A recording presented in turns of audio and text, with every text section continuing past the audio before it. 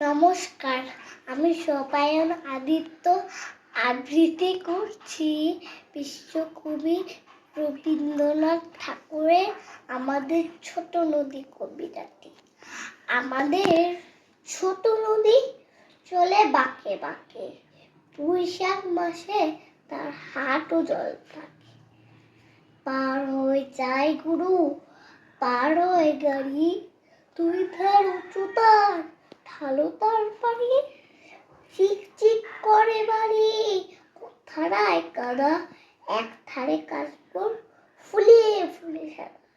কিচিমিচি করে সেথা শালিকের ঝাঁক, রাতে উঠে থেকে থেকে শেয়ালের হাঁক।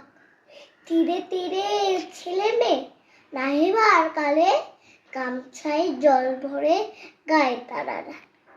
সকালে বিকালে কবু নাবা হলে পরে, আঁচলে থাকিয়া তারা ছোট মাছ ধরে।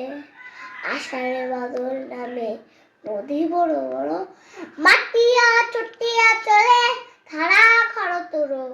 তুই কুলে বুনে বুনে পড়ে যায় সারা, বর্ষার উৎসবে জেগে ওঠে পাড়া। ধন্যবাদ।